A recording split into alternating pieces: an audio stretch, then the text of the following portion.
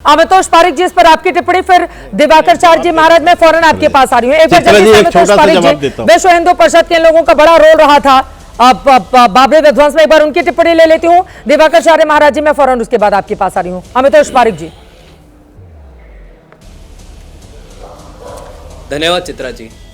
आज एक बहुत ही अलग तरह का नैरेटिव आपके माध्यम से मेरे को आपके पैनलिस्ट से देखने को मिला। किसी को पता ही नहीं है कि हम बचा किसको रहे हैं और विरोध कर किस बात का रहे हैं। एमआईएम की बात ले लीजिए तो इन्हीं के ही कुछ समय पहले पार्टी के लीडर एक भाषण में कहते हैं कि कहां तक भागोगे, भागने के लिए जगह नहीं छोड़ेंगे। ये वो एमआईएम है जो आज एकदम से राष्ट्रवाद की बात करने गए और पॉलिटिकल पोलराइजेशन की बात करने गई। समाजवादी पार्टी के नेता जब मालदा के अंदर में रामनवमी का प्रोसेशन रोकने के लिए ममता बनर्जी होती है और उसको कोर्ट्स के माध्यम से परमिशन मिलती है और उनसे लॉ एंड ऑर्डर की बात करी जाती है, तो अखिलेश यादव प्रेस कॉन्फ्रेंस में सवाल पे बोलते हैं कि हम दीदी के मसलों में कुछ नहीं बोलेंगे। जो डीएनए टेस्ट कराते हैं, जो गिफ्ट की तो बात फैजाबाद में करते हैं, लेकिन रिटर्न गिफ्ट में उन्हीं का ही एमएलए का बेटा हार जाता है सांसद का चुनाव, लेकिन फिर भी उनको रिटर्न गिफ्ट समझ में नहीं आता। टीएमसी की बात अगर मैं करूं तो आज टीएमसी का एक फुल फॉर्म तृणमूल कांग्रेस नहीं है।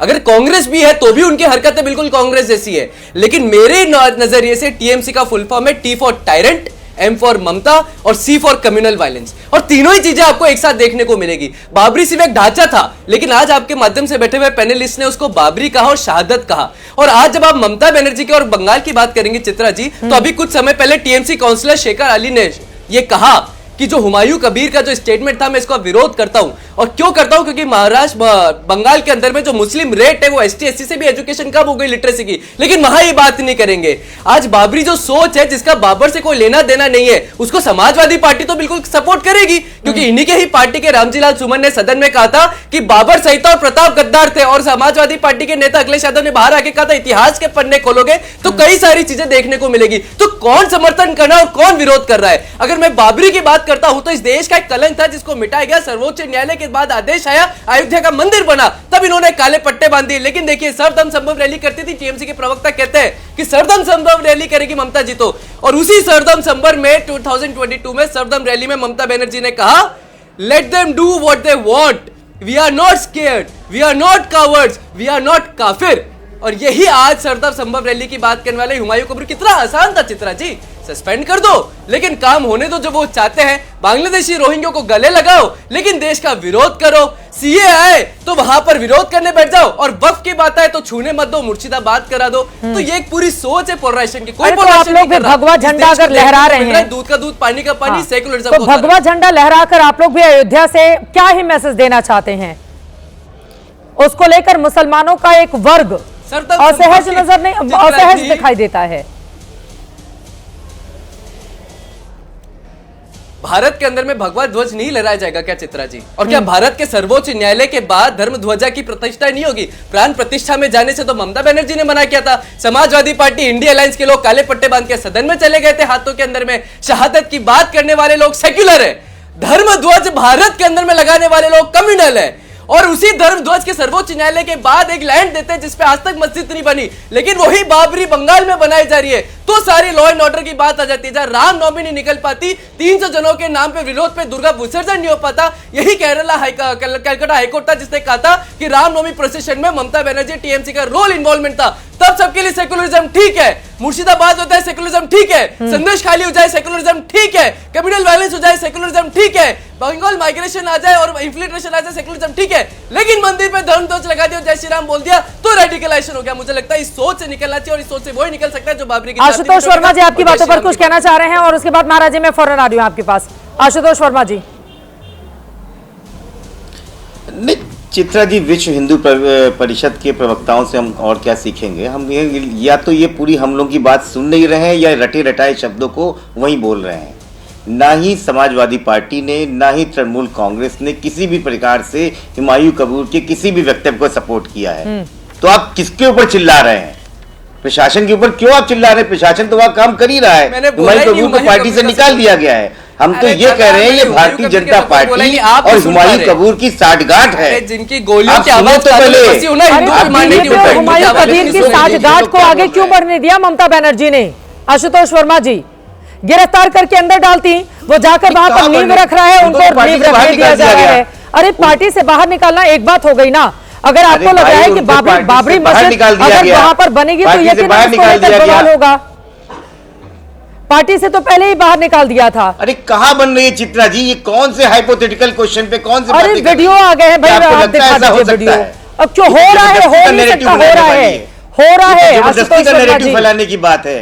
हजारों की आपको वीएचपी को और बीजेपी को एक ही जैसे क्यों दिखता है? हाँ। कोई मस्जिद नहीं कहीं बन रही है, आप वीडियो जबरदस्ती दिखा की बात दीजिए। बोल रही है, जबरदस्ती का नैरेटिव, जबरदस्ती की उस पर डिबेट, ये तो अजीब सी बात हो गई है। जिस बाबरी मस्जिद बनाने के नाम पर ममता बनर्जी ने अपने नेता को बाहर का रास्ता दिखा दिया, आप ये कह रहे हैं कि बनाया नहीं जा रहा है। ये देखिए, हम तस्वीरें आपके लिए आशुतोष जी दिखा रहे हैं कि वहां पर किस तरह के नारे लगाए गए हैं, बकायदा वहां पर जमीन में पूजा अर्चना की गई है। और उसके बाद देखिए, आप भीड़ देखिए, आप भीड़ देख लीजिए।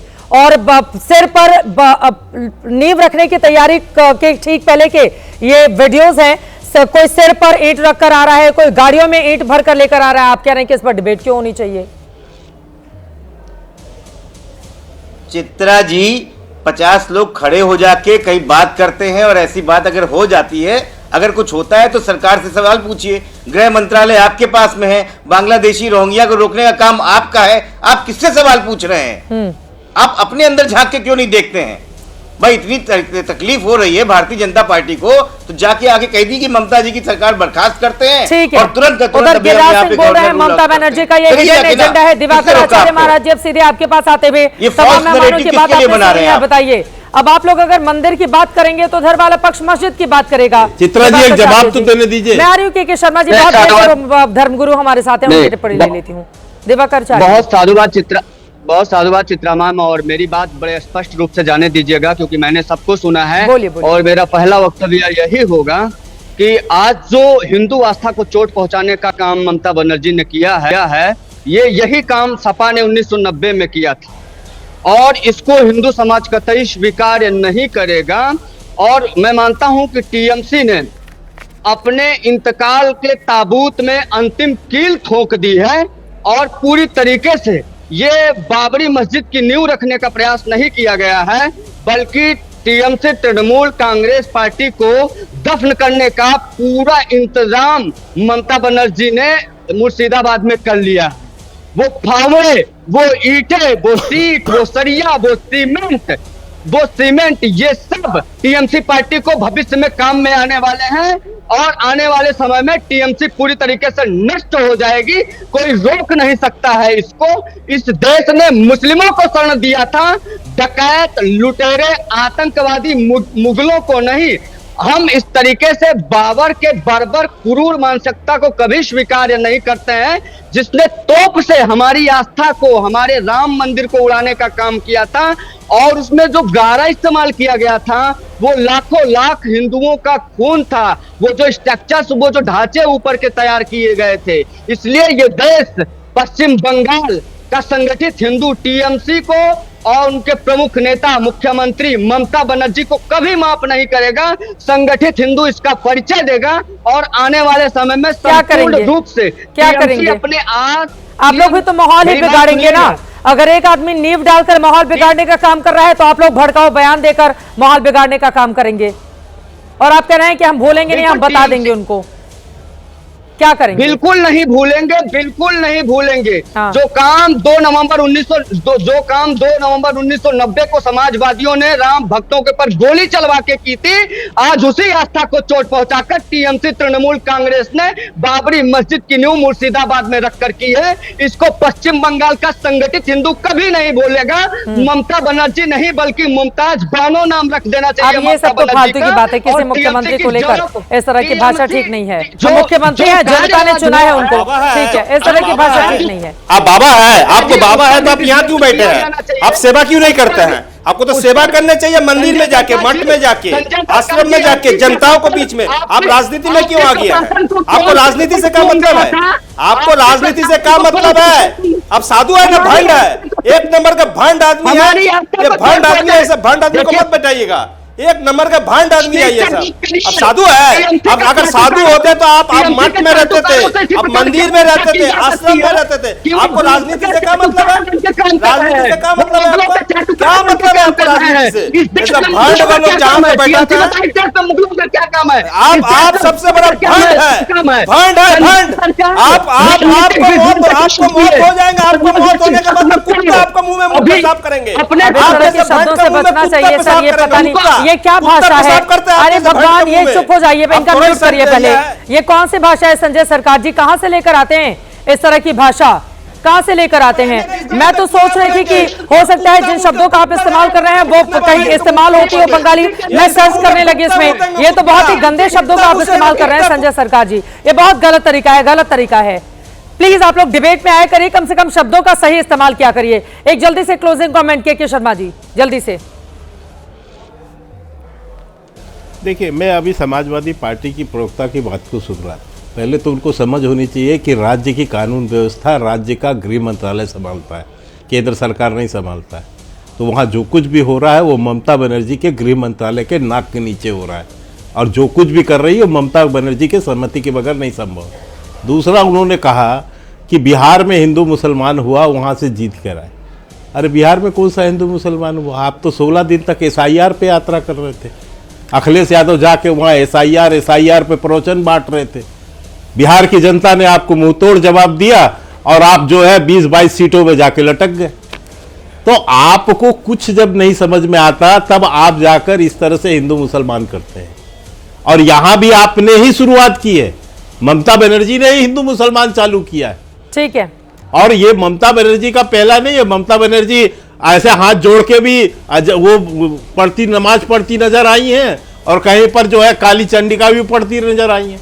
हाँ। तो वो इसलिए है क्योंकि उनको हिंदू मुसलमान करना है, यही उनका एक काम रह गया ममता बनर्जी का, क्योंकि वो इसी से तुष्टीकरण कर सकती है। कहां तक जाएगी ये बड़ा सवाल है। तकरीबन 2.5 महीने के बाद चुनावी शंखनाद वहां पर हो जाएगा पश्चिम बंगाल में। ममता बनर्जी लगातार वहां पर मुख्यमंत्री चुनी जा रही है, लेकिन इस बार क्या रहा उनकी मुश्किल है। हुमायूं कबीर क्या ममता बनर्जी के गले के फांस बन गए हैं? वो इसलिए क्योंकि अगर उनको बाबरी मस्जिद बनाने से रोका गया तो मुस्लिम समुदाय नाराज हो जाएगा, और अगर उन्हें बनाने की इजाजत दे दी गई तो फिर हिंदू समाज कहीं ध्रुवीकरण भारतीय जनता पार्टी ना कर ले और वो एक तरफा उधर वोट कर दे। अपने आप में हुमायूं कबीर को लेकर पश्चिम बंगाल की सियासत नए सिरे से आगे बढ़ी है, लेकिन इस मुद्दे पर आगे किस तरह की परिस्थिति बनेगी, लगातार एबीपी न्यूज की नजर बनी रहेगी।